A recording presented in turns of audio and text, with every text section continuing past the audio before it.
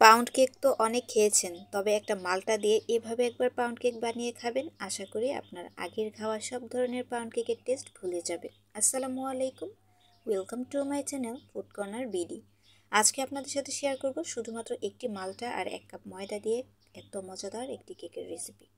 তো চলুন দেখে নিই। প্রথমে আমি 1 কাপ ময়দা মেপে নিয়েছি, একদম সমান করে নিয়েছি। আর 1 চা চামচ দিয়ে দিয়েছি বেকিং পাউডার।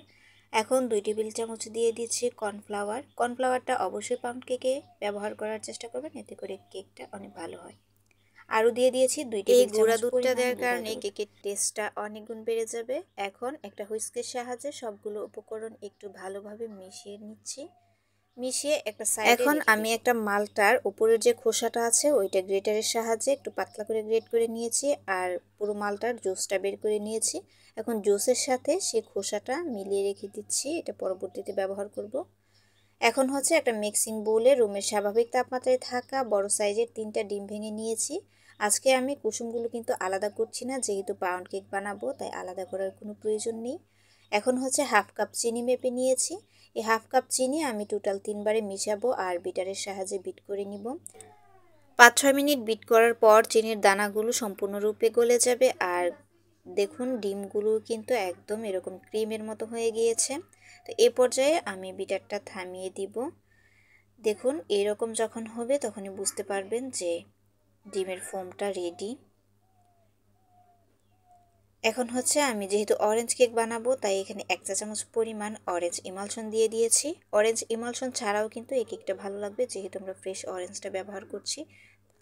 আর দিয়ে দিয়েছি সামান্য পরিমাণ হলুদ কালার, এটা সম্পূর্ণই অপশনাল, সৌন্দর্যের জন্য ব্যবহার করেছি। আরও দিয়ে দিয়েছি 1/2 কাপ পরিমাণ সয়াবিন তেল। তো সবগুলো উপকরণ আবারও একটু ভালোভাবে মিশিয়ে নিচ্ছি। এখন বিট করা শেষ, একটা স্প্যাচুলার সাহায্যে একটু উপর নিচ করে দিচ্ছি, যাতে করে কালারটা ডিমের ফোমের সাথে একটু ভালোভাবে মিশে যেতে পারে। এখন আগে থেকে মিশিয়ে রাখা যে শুকনো উপকরণটা ছিল ওইটা একটা চালনির সাহায্যে জেলে এই ডিমের সাথে মিশিয়ে দিব। আমি টোটাল 2বারে কাজটা করব। প্রথমবার জেলে নিয়েছি আর একটা হ্যান্ড হুইস্কের সাহায্যে এভাবে মিশিয়ে নিচ্ছি। আর এই পর্যায়ে একদম আলতোভাবে মেশানোর কোনো প্রয়োজন নেই, শুধুমাত্র ভালোভাবে ময়দাটা মিশে গেলেই হবে। যেহেতু আমরা স্পঞ্জ কেক বানাচ্ছি না, স্পঞ্জ কেকের ক্ষেত্রে কিন্তু অবশ্যই আলতোভাবে মেশাতে হবে, যাতে করে ডিমের ফোমটা নষ্ট না হয়ে যায়। তবে পাউন্ড কেকের ক্ষেত্রে অতটা সাবধানতা অবলম্বন করার কোনো প্রয়োজন নেই। তা আমি টোটাল 2বারে ময়দাটা মিশিয়ে নিয়েছি। এখন যে মালটার রসটা ছিল ওইটা আমি ঢেলে দিয়েছি আর আবারও একটু ভালোভাবে মিশিয়ে নিচ্ছি। এই মালটার জুসটা দেওয়ার কারণে কিন্তু কেকটা খেতে অসম্ভব মজার হয়। অবশ্যই এইভাবে একবার ট্রাই করে দেখবেন।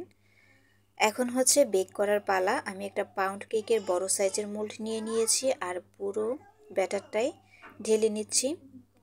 যেহেতু পাউন্ড কেক অতটা ফুলবে না তাই আমি পুরো ব্যাটারটাই দিতে পেরেছি বড় সাইজের মোল্ডটাতে। আর এই কেকটা আমি ওভেনে বেক করব 180 ডিগ্রি সেলসিয়াস তাপমাত্রায় 30 মিনিটের জন্য আমি বেক করব এই কেকটা। 30 মিনিটেই কিন্তু খুব সুন্দরভাবে হয়ে যাবে। আপনারা চাইলে কিন্তু চুলাতেও বেক করতে পারেন, যে কোনো ধরনের হাঁড়ি নিতে পারেন। হাঁড়িটা একটু গরম করে তারপর কেকের মোলটা দিয়ে দিবেন, আর 30 থেকে 35 মিনিট লাগবে চুলাতে এই কেকটা হতে। এখন আমি গরম থাকা অবস্থায় কেকটাকে একটা র্যাপিং পেপারের সাহায্যে ঢেকে দিচ্ছি।